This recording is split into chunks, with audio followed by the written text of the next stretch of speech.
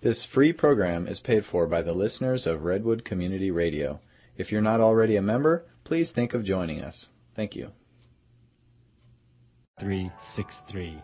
It is 7 o'clock and 57 degrees outside. This is Redwood Community Radio, KMUD Garberville, 91.1 FM, KMUE Eureka Arcata, 88.3 FM, KLAI Laytonville, 90.3 FM, and FM translator K258BQ Shelter Cove, 99.5. We're also live and archived on the web at kmud.org. And as usual, the views and opinions expressed throughout the broadcast day are those of the speakers and not necessarily those of this station, its staff, or underwriters. Time will be made available for opposing and other viewpoints. Thank you for joining us. And support for KMUD comes in part from Golden Dragon Medicinal Syrup, an anti-inflammatory, antifungal, antibacterial, antioxidant medicine made without heat or ice. Golden Dragon Medicinal Syrup is organic, edible, topical, cosmetic, and water-soluble. Information is available at goldendragonmedicinalsyrup@gmail.com and by phone at 707-1569. And here comes Ask Your Herb Doctor.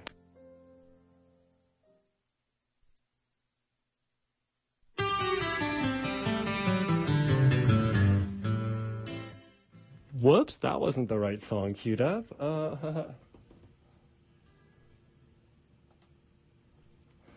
Let's try this one.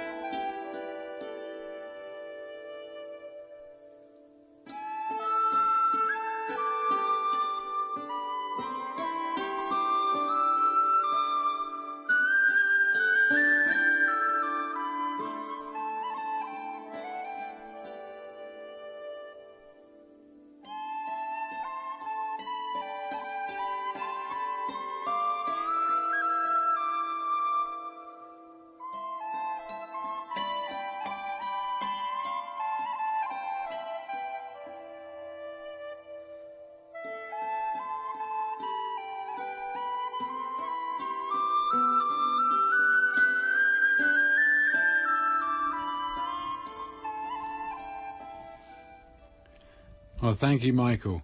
Welcome to this month's Ask Your Herb Doctor. My name's Andrew Murray. My name's Sarah Johannesson Murray. For those of you who perhaps have never listened to our shows, which run every third Friday of the month from 7 till 8 p.m, we're both licensed medical herbalists who trained in England and graduated there with a degree in herbal medicine. We run a clinic in Garberville where we consult with clients about a wide range of conditions, and we manufacture all our own certified organic herbal extracts which are either grown on our CCUF certified herb farm or which are sourced from other USA certified organic suppliers. So you're listening to Ask Your Herb Doctor on KMUD Garberville 91.1 FM, and from 7:30 until the end of the show at 8 o'clock, you're invited to call in with any questions, either related or unrelated to this month's topic, very pertinent topic here, of the misunderstandings in the approach to cancer treatment. Once again, we're very fortunate to introduce Dr. Raymond Peat onto the show, who has just done some recent work on a newsletter, amongst other things, following his interests, anyway, in the approach to health in general and specifically the misunderstandings in cancer treatment. So hopefully Dr. Ray Peat will be going over some of those mistakes and helping us to understand some of the misunderstandings that we've been led to believe are the way to go ahead. In the light of President Nixon's 1971 address to fight the war on cancer, we've probably made no real advances in cancer therapy, unlike other diseases, and cancer is almost the number one killer now, very close to cardiovascular diseases. So, Dr. Raymond Peat, thank you for joining us. Yeah, hi. Once again, for those people who perhaps have never heard your name and what it is you've done and what you still do, would you just give people an outline of your academic background? I studied biology about 40 years ago at University of Oregon, and since then I've been I'm doing my newsletter and writing books, and occasionally doing seminars for medical people mainly. And over the years, I've been thinking about the medical culture and what makes it so wrong. When I was in graduate school in, I think it was 1968 or 69, we had a seminar on cancer biology, and my part of it was the nature of carcinogenesis, and each person had a segment of the cancer issue, and my part was to explain what things are carcinogenic and how they work.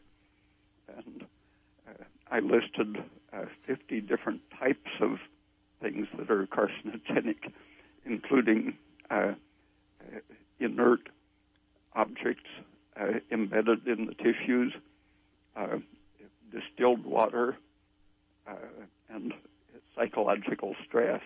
And the professors were a little annoyed, well, greatly annoyed, because their whole point in doing the seminar was to work out the ways that mutations are carcinogenic, and they wanted me to talk about the polycyclic aromatic hydrocarbons and such causing mutations.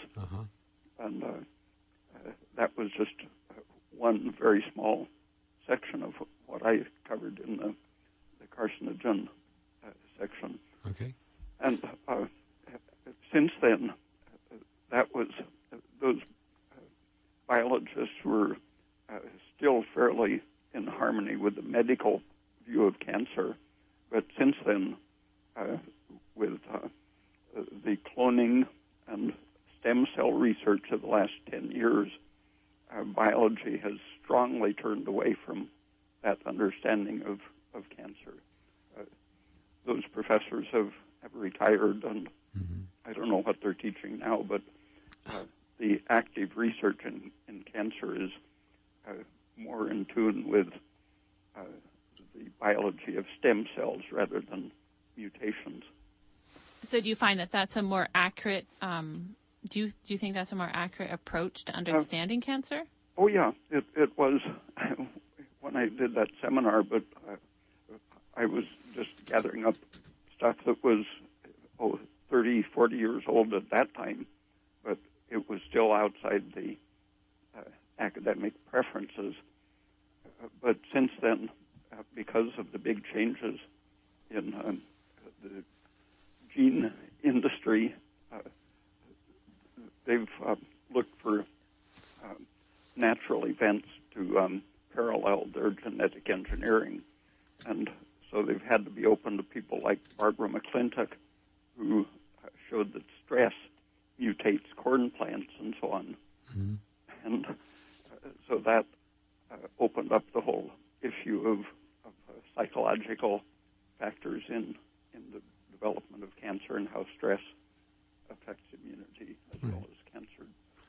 Given that the current or the background of the 40 years up to the current point in time have yielded very little in the way of promising approaches to cancer treatment and or survival rates post-surgery or treatment, and given that there's a kind of fairly large opinion that there is a kind of conspiracy theory against people actually recovering and getting better, and that actually is a huge multi-billion-dollar industry that really wants to not actually find a cure so much as just come up with new treatments that can be patented and money can be made.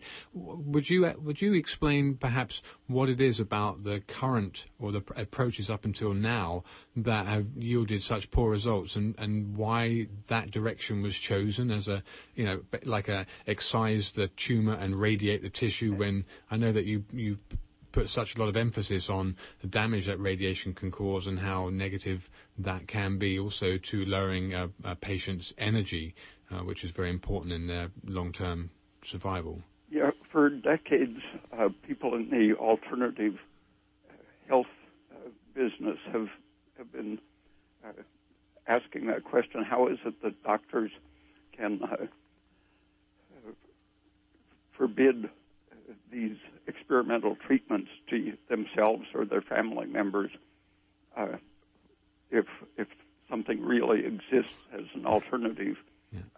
They would not let their relatives die or themselves. But it's such a deep cultural thing that they really believe it. Right. They're trained in medical school in sort of a boot camp atmosphere where they don't have time to get philosophical about what they're learning, but they're drilled with these ideas of genetic determinism. Mm-hmm.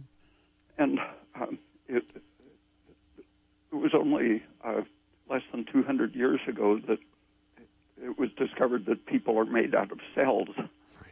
And a few years after someone discovered that people and animals are made of cells, they discovered that cancer is made of cells. Mm-hmm.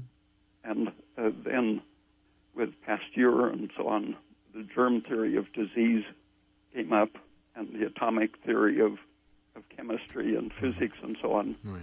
And everything fit into this being explained by the subunits that things are made of. Right, it's kind of a reductionist approach. Yeah. And that happened to fit the idea that cancer is made of bad cells, Mm-hmm. some kind of difference in the cell. When genetics came up just 100 years ago, genetics was used to explain what's different about the cancer cells. And so they're a special kind of cell explained by a mutated gene, which makes them completely alien to ourselves because they're genetically different. Right from the start, they're different. So it's like a new being has come into existence with cancer. And the old tradition, all the way back to the Greeks, was to cut a tumor off or burn it off with a corrosive or with hot sticks or whatever. And so that line of medicine was being taught to people, and then they fit the idea of the alien cell into that tradition of cutting something out. And it was perfectly reinforcing. It was something that is not part of us that has to be eliminated, otherwise it'll kill us. And at the same time, other people were studying metabolism and physiology and trying to understand how an embryo turns into an adult, and seeing that there are fields governing the relationship of one cell to another in the developing embryo. Like electromagnetic fields, or? Well, including electrical gradients, but chemical fields. They didn't define the field. They just saw that a thing had an influence on its environment. Right. And you would cut a piece of an embryo or even an adult animal, and then you could see a wave of cell division spread out over the next hours in a ring around the injury. Right, as a kind of messenger system or just a reaction? Yeah, well, some kind of a communication that the injured cells would send out something that would cause first one row of cells and then the next one to divide to replace the injured cell. And this idea of embryological developing fields and injury fields, it was partly electrical. The injured cells were found to produce a negative electrical charge, and that helps to organize molecules, and it probably involves even light emission from cell to cell as part of the field process. And the idea of a cancer field was being demonstrated in the 1930s and 40s along with this field idea of developmental biology. And they would show that if you found, say, a definite cancer in a piece of the intestine, if you examined circumference rings around the cancer itself, you would find progressing away from that degrees of abnormality, grading off to normal through inflammation and different degrees of deterioration until finally it would be outright cancer at the center. Mm-hmm.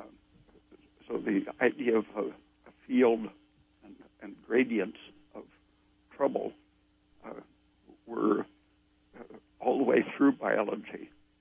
But as soon as the molecular revolution came about with the great push from the government and the DNA doctrine started being used to explain everything.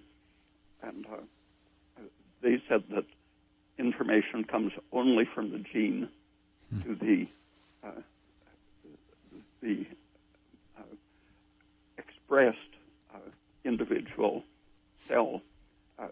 The body is only a mortal product of the immortal reproducing genetic material.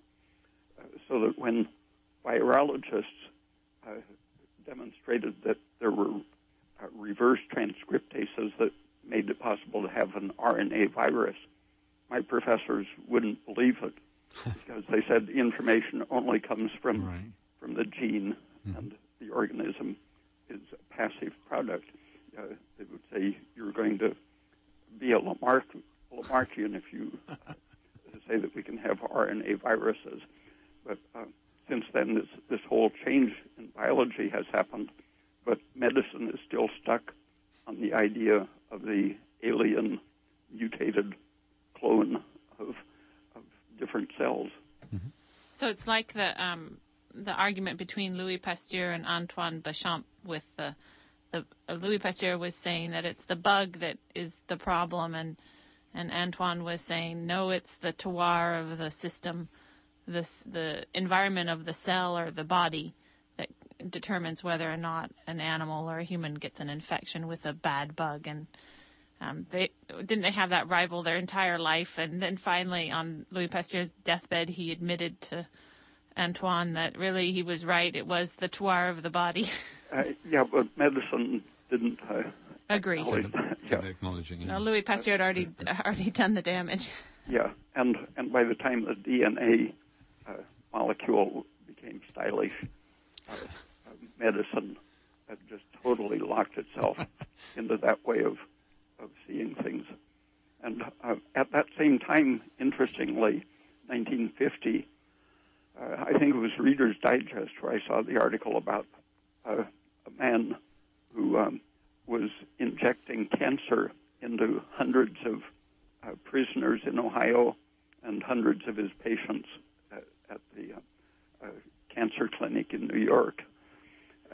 And he found that if he injected the cancer into a sick person, it wouldn't be thrown off immediately the way it was in a healthy person. And if he injected it into a person who already had cancer, it would sometimes persist as long as they lived.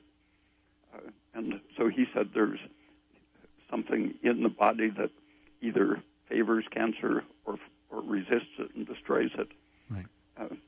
But the healthy subjects would basically get on top of it straight away, or pretty much.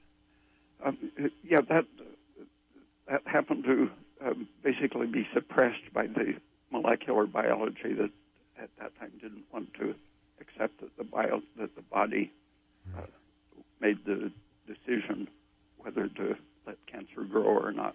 Mm-hmm. were they wanting just cancer to just be something that we have, that our bodies had no control over? It was just because of our defective genes. Yeah, once one cell becomes mutated, the doctrine says that it produces a clone. All of the offspring are going to be essentially that cell, which is no longer you, and you have to destroy it or it'll destroy you. And when you actually look at cancers, they're very often polyclonal and full of even different numbers of chromosomes. The inflammation field that at its worst is cancerous. Within the cancer, there are zones of bad and worse.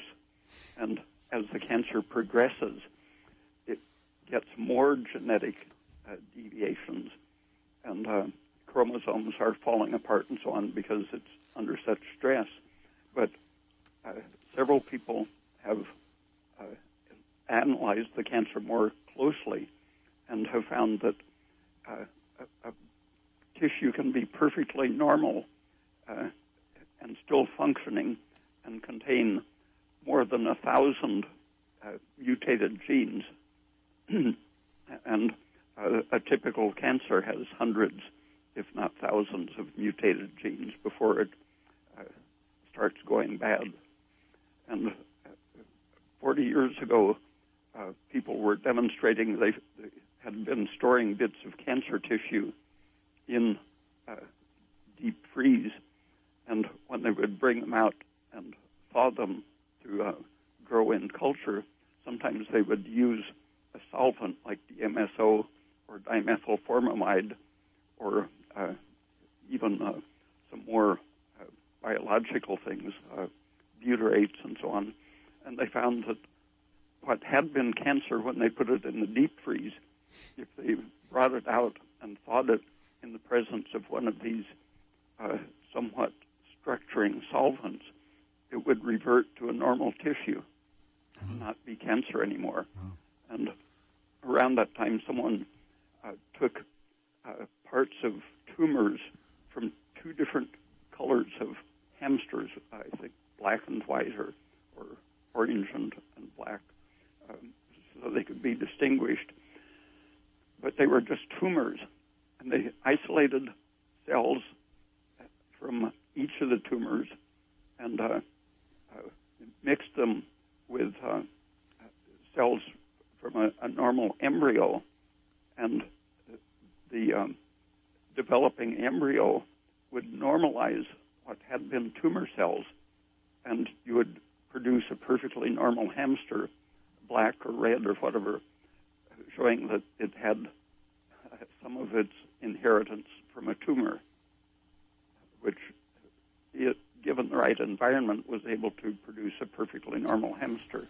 So that's disproving the genetic abnormality theory that cancers are a defective gene, because if you can inject a cancer cell into a growing embryo, you'd think it would be cancerous. Yeah, and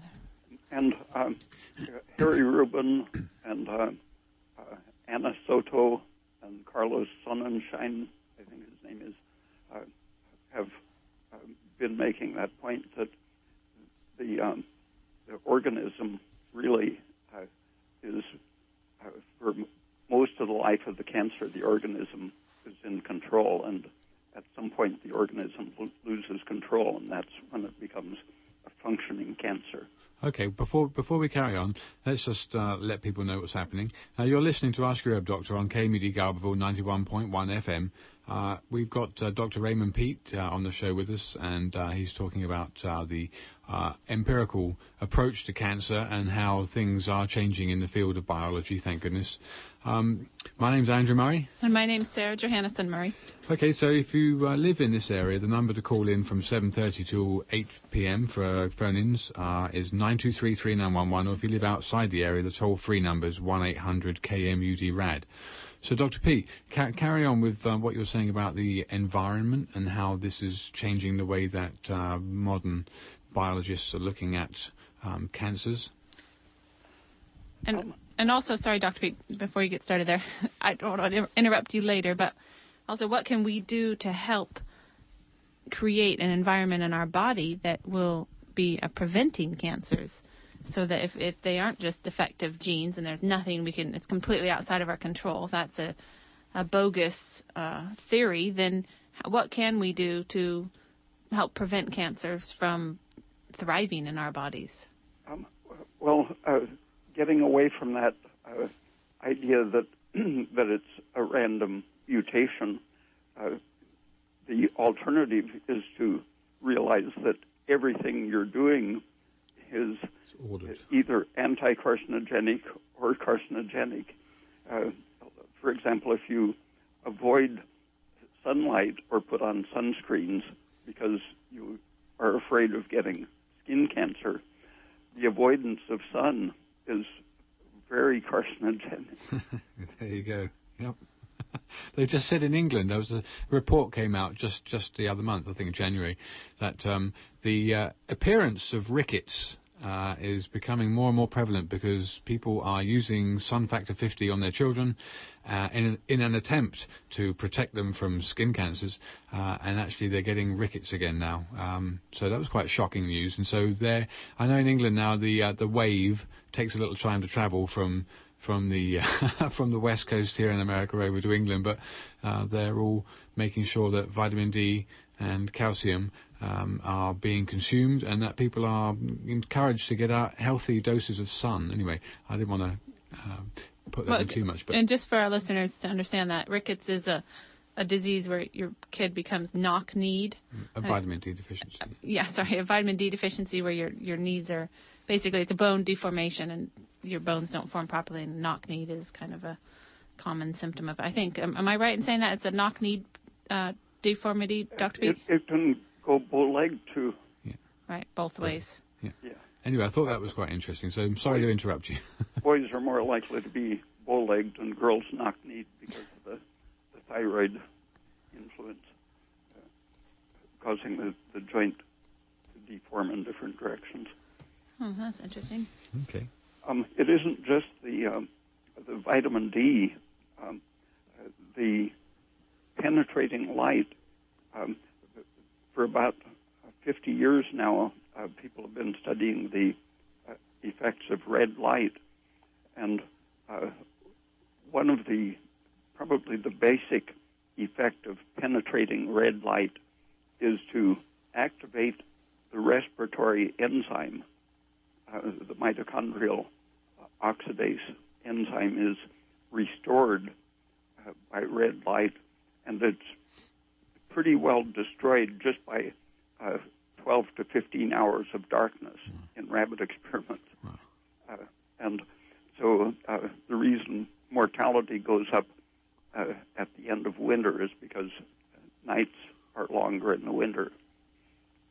And with using lasers or incandescent lights or sunlight, doesn't matter what kind of light you get that penetrates you, red light will go all the way through your body without a terribly great intensity. But sunlight is very good, even intermittent exposure over a period of 12 to 15 hours of good bright light will pretty well restore the energy-producing enzymes in the mitochondria. And this enzyme is the crucial thing that makes a difference in cancer. Warburg, 1929, demonstrated that cancer differs metabolically from healthy cells in being able to turn glucose into lactic acid even in the presence of oxygen, because something has gone wrong with the mitochondrion in its use of oxygen. All that you have to do to create the metabolism is to knock out the cytochrome oxidase enzyme. And that happens to be a very fragile enzyme that Warburg was studying. And he didn't finish the explanation of how it works, but he was the one that showed that cancer is a metabolic disease, not a genetic disease. And everything that is carcinogenic happens to weaken the function of that crucial enzyme, so that the wrong kind of fat in the diet, the wrong balance of estrogen to progesterone, a deficiency of thyroid hormone, or the wrong kind of radiation, ultraviolet or X-rays, will destroy that as far as they can reach it. Ultraviolet only does it in the skin, so the sunlight is still unbalanced because the red light restores the enzyme that ultraviolet is destroying. So you don't, if you avoid sunburn, the sun is going to be a pure benefit. So, and especially this time of year when it's much easier to get more sun without burning, are you talking about like intermittent exposure, like you said, over a 12-hour period in a day? Yeah, the ideally, from animal experiments, this enzyme tends to get damaged just by 8 hours of darkness. So we shouldn't be in total darkness for longer than it takes to sleep. And then another question is these low energy light bulbs. Oh yeah, those vary from incandescent bulbs. Yeah, those little fluorescent things are going to cause an epidemic of cancer, I think. Right. So basically the red light is coming from incandescent bulbs only and sunlight. Yeah, and the incandescent bulbs have to be several hundred watts to really be protective. So I know you've recommended for people that have office jobs to have a 250 to 300 watts of light from an incandescent bulb shining over their workstation. But how much of their skin would you recommend that they have exposed to that 300 watts? As much as possible, but for people with brain disease and motor neuron disease and such, just shining it on their neck and head and back if possible. That's the crucial thing, but getting the whole body exposed is really the best thing, because even though your feet, parts covered up with clothes, aren't going to be exposed, you're sending remedial signals through your nervous system that help to stabilize those enzymes and cells that aren't getting the direct light exposure. But ideally, we should have a light exposure all over. Right, so bald men with short hair are going to get more if they work in an office than a woman with long hair covering her neck, basically. So the more skin exposure, the better. Yeah. Okay, so in terms of inflammation, we all hear, and I think we all pretty much understand that inflammation is not a good thing. The body does everything it can to keep inflammation down. Given that inflammation not necessarily be understood in terms of heat inflammation, but irritation that just causes an inflammation, that inflammation is a very important part of cancer progression, isn't it? Yeah, everything that is stressful promotes inflammation. Right. And even things like hives. Okay. Some people get hives just from getting cold, or from exercising, or from not eating soon enough. Mm-hmm. Just dropping your blood sugar works the same as cutting off the oxygen supply. It keeps that crucial oxidative enzyme from getting the energy from the glucose and the carbon dioxide, which should be produced from burning the carbohydrate. And in the absence of sugar, oxygen, or carbon dioxide, that enzyme is going to fail, and that causes the cell to produce lactic acid defensively. Right. The lactic acid then triggers chain reactions, causes fat to break down, and if you have eaten unsaturated fats, that's going to produce the prostaglandins, which cause chain reactions of more inflammation, more lactic acid production, and one thing leads to another. But basically, it's keeping your energy up so that you can oxidize, respire to produce energy efficiently.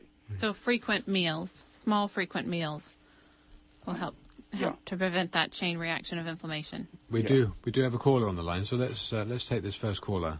Actually, I'm asking the question for them because it was simple and combined with another one, which is, what about red LEDs, tanning beds, and far infrared saunas?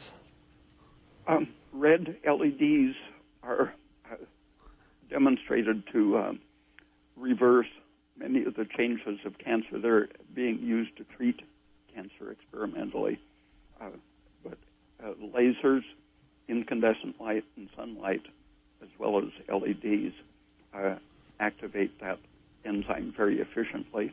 And most of the work has been done with the 630, I think it is, helium neon laser frequency, or the LEDs in that range. But between 600 and 700 nanometers wavelength, the light is restorative to that. So how about a far infrared sauna? There is some benefit from some of the, mostly around 700 to 800 nanometer wavelengths, but just the heat is beneficial. But the really specific restoration of that crucial enzyme happens in the far red, or from orange to red spectrum. So the far infrared is too far. Too far. And then a tanning bed would be just pure ultraviolet with no beneficial and therefore harmful, correctly? Well, yeah, basically you're getting your vitamin D, but without the protective red and orange light. They're going to have a slight immune suppressive effect as your white blood cells run through your skin. They're subject to a slight sunburn themselves. So until you get so tanned that your white blood cells aren't exposed to ultraviolet, it's better to get your suntan in the real sunlight.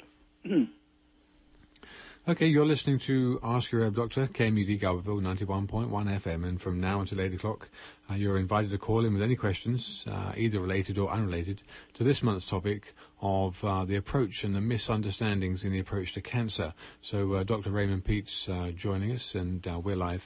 So Dr. Pete, getting back to excitation, cell excitation, and cancer, we normally look at an excited state of a cell to be a beneficial state, correct? Well, okay, no. I mean energetically, sorry. I mean the energy of a cell. Yeah, the energized cell is really relaxed. Right. If you imagine your muscles that are ready to work, they're soft and flexible and have energy reserves so that you can do a lot of work with them. But if you work to fatigue, they swell up and start tending to cramp. That's because the presence of adequate energy relaxes nerves and muscles and other cells. And if you are deficient in the production of energy because your mitochondrial enzyme is impaired, or because your thyroid is low and not activating that enzyme system,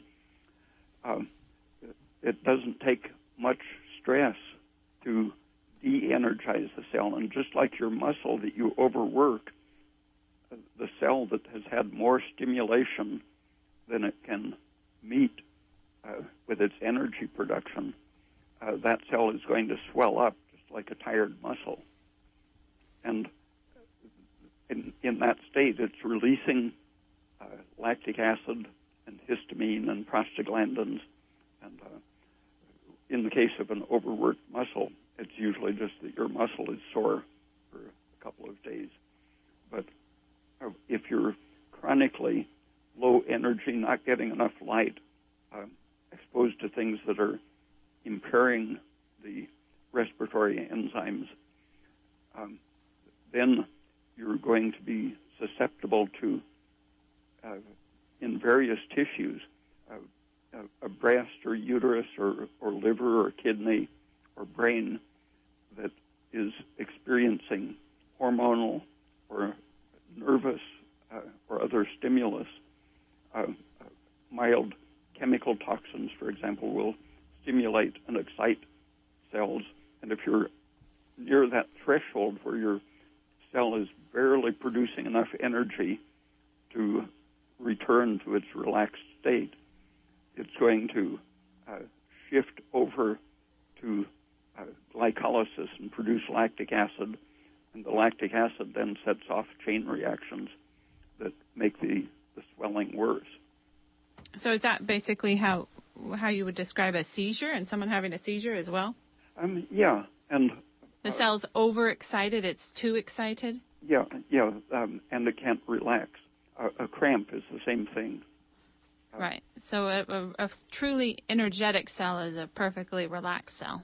Yeah, and a lot of people, if they tend to have seizures, they're more likely to have seizures at night and more likely to get cramps at night because in the darkness, our respiratory enzymes are gradually being impaired, and so we're closer to the threshold where excitation can't be turned off by producing energy.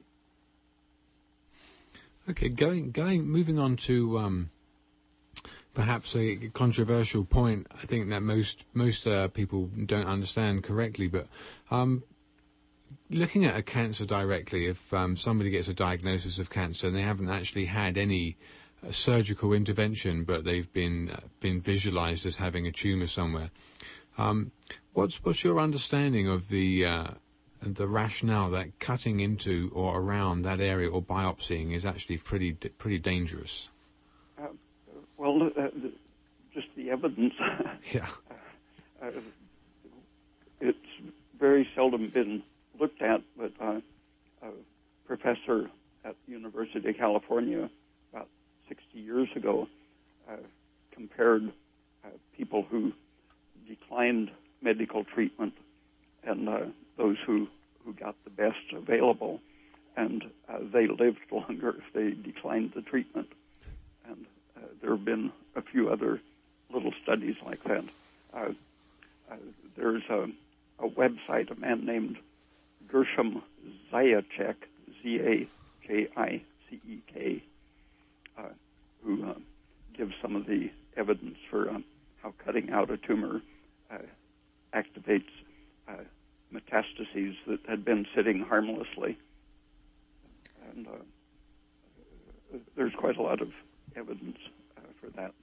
Even some doctors, you can find people on the internet, professors who are acknowledging that cutting out a tumor very often causes metastatic growth to spring up. Right. And there have been published studies on that showing that people get recurrences much sooner if they have surgery than if they don't. Right. Okay, we do have another caller on the line, so let's take this next caller. You're on the air? Hello? Follow up on that last. How about the cutting out of polyps during routine colonoscopies? Do you have comments that you care to make about that? And I'll take my answer off the air. Thanks so very much. Thank you for your call. I think that's pretty harmless. In fact, I think polyps, if you didn't look for them, I think they would fall off by themselves.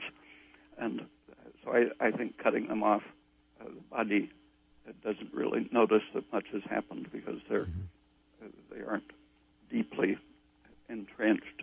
They're ready to fall off all by themselves. And what about the cutting off of moles? That's one of the things that's well established to cause others to pop up. Right. Zajac talks about that on his website.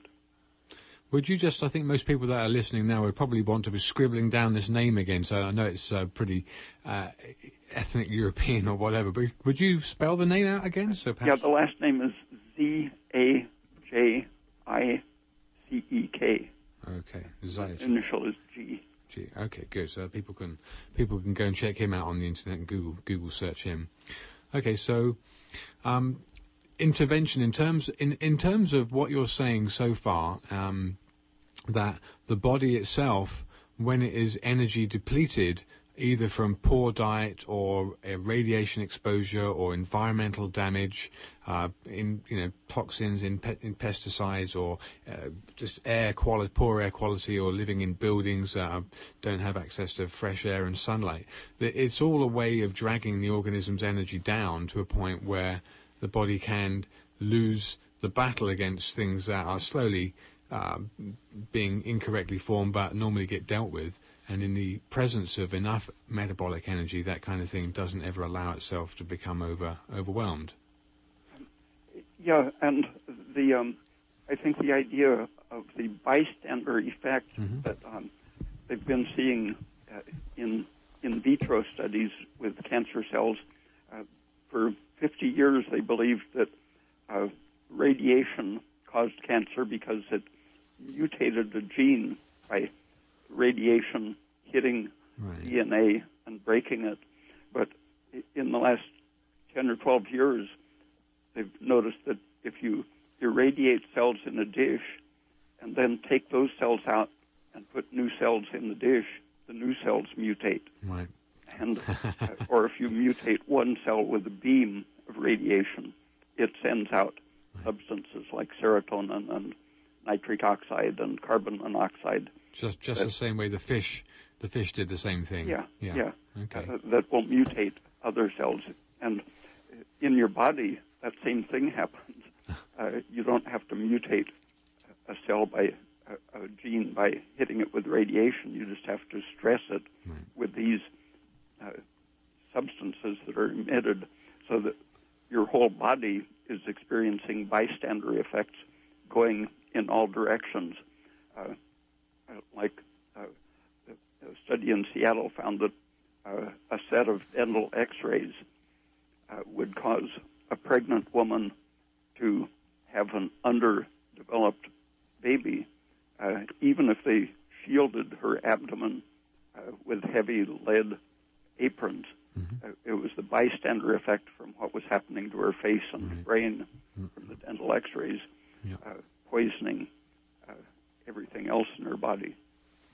We do have another caller on the line, Dr. Peter, so let's hear this next caller. Actually, he was shy, so I'm asking, what about Taxol? I don't know what. Okay. Talk about Taxol, please. Yeah, it's a treatment. I think it has some anti-inflammatory effects, which I think probably account for the good it does. But there are some less toxic things that I think do more good. So Taxol is from the yew tree. Yeah. It's a compound from the yew tree. I think there are probably about 1,000 herbal compounds, anti-inflammatory things. Could you comment on the ESSIAC formula? I don't know it specifically, but I'm sure it has some of those same anti-inflammatory effects.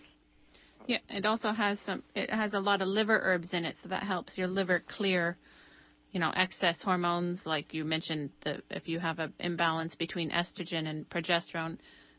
I'm imagining that due to the improved liver function, you'd be clearing more waste from the system and excess hormones. Yeah, let's not excuse me. Let's not ignore the estrogen, which you've also implicated as a big cause of inflammation. And that just coming back to inflammation again, it always comes back to inflammation, that is the major cause of any mutation arising.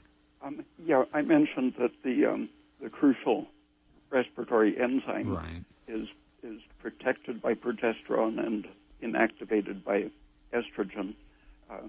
But the one of the oldest bystander effects known, at least 50 years ago, they discovered that if you irradiate any part of an animal, it'll go into heat as if it had been given a shot of estrogen. Right.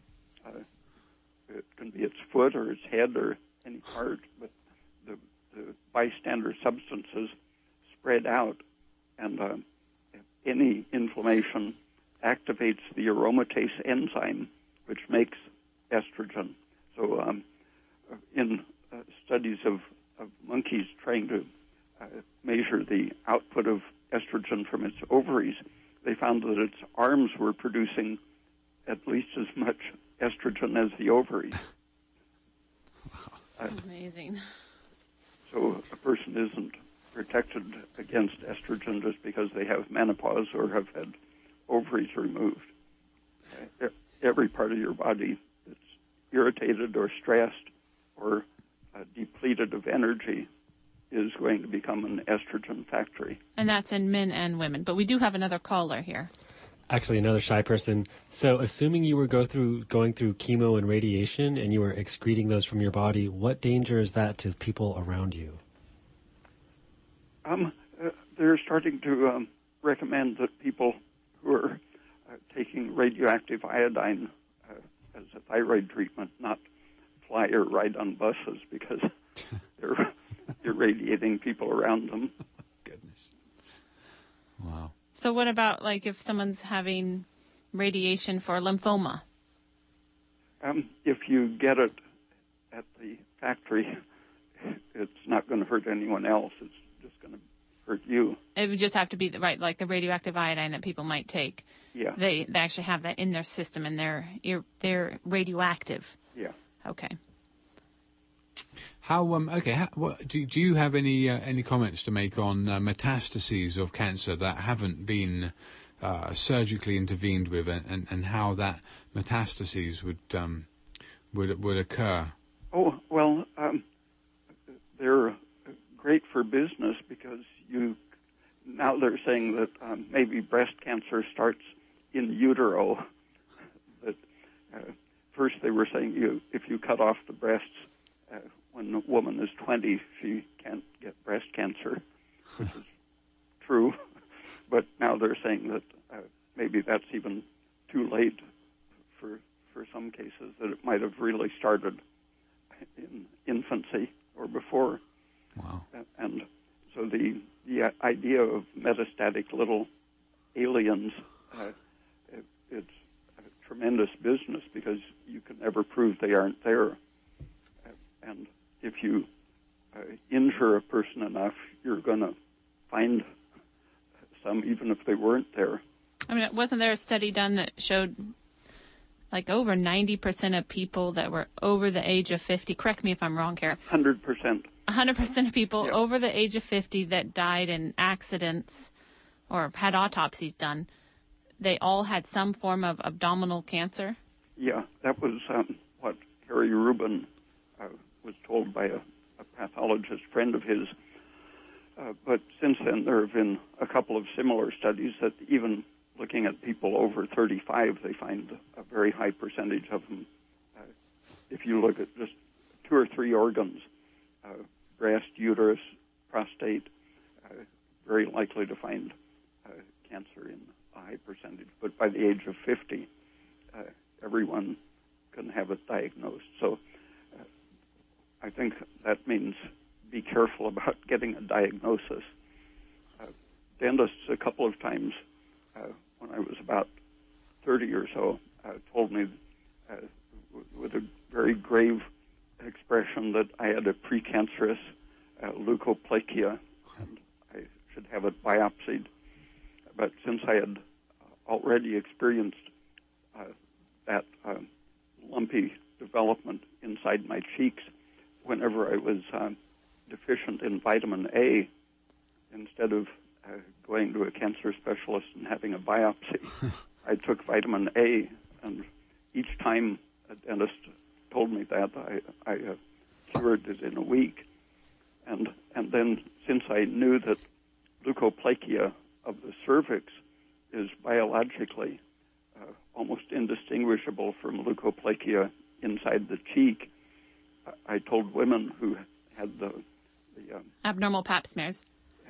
Yeah, and biopsies showing so-called carcinoma in situ. Right. I told them about that, and they tried applying vitamin A topically and such. And I kept track of 36 women who had that experience. All of them told their doctors when they went back 2 or 3 months later with no evidence of abnormality. The doctor lost out on a good hysterectomy, but the doctors in every case didn't want to know what they had done. Wow. Okay, so you've mentioned vitamin A before, haven't you, for cervical, people when they get told they have cervical dysplasia? Natural sources of vitamin A are eggs and liver. I mean, there is beta-carotene, but that then relies on a conversion. And that conversion, Dr. Pete, you're saying is not very efficient between beta-carotene and vitamin A? Yeah, if you're deficient in either thyroid hormone or vitamin B12, you don't convert it. From beta-carotene into vitamin A. Okay, well, I know we've got 3 minutes left, so we're getting close to the top of the hour, and we need to make sure that we're done by 8 o'clock. So let's spend the next couple of minutes just letting people know a little bit more about you, Dr. Pete, and how you can be contacted. I know that you've, in the past, always been willing to let people know that your website exists and that they can visit that. And there's lots of articles that are fully referenced, lots of kind of brain-stretching articles that help you think about things that we've been brainwashed into believing are happening one way, to see them in a different way. It's always a very good exercise to see more than one side of any particular argument. So Dr. Pete's website is raypeat.com, RAYPEAT.com, and he's also just said that we can give out his email address, folks. So people would like to contact Ray Pete, they have the option to the first time in 2.5 or 3 years. Well, you could contact him through his contact page on his website. But no, I took that off because I was getting too many book orders.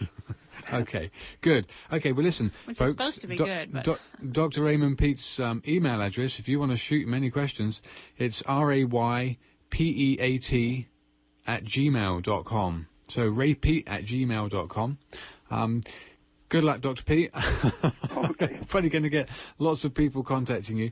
If you live inside... Gosh, what are you pointing that for? Okay. Anyway, so we've got 2 minutes to go before the end of the show. We're very nearly there. So we can be reached toll-free on 1-888-WBM-HERB for any other questions during normal business hours, Monday through Friday. Thank you so much for joining us, Dr. Pete, and sharing your wisdom. People can go visit his site, raypeat.com, and his email address is raypeat@gmail.com. So until next month. Until March 16th, thank you for listening. Good night. Good night.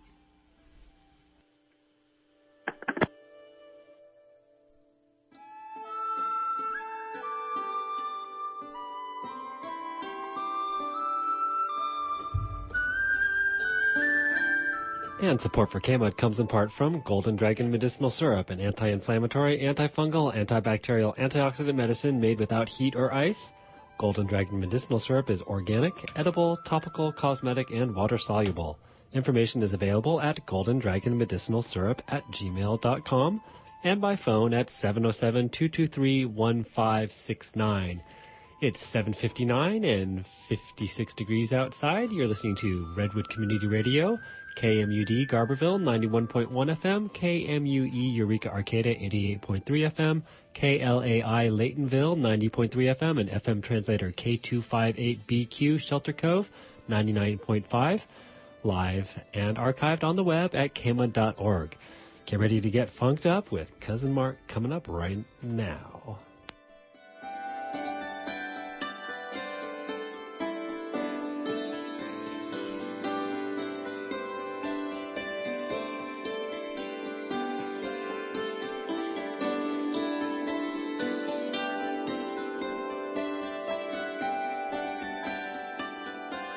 Please remember that this program is supported by the listener members of Redwood Community Radio. If you like what you hear, please consider becoming a member of KMUD or renewing if you've already joined. A regular yearly membership is $50, but we accept any amount. Help us keep free speech alive.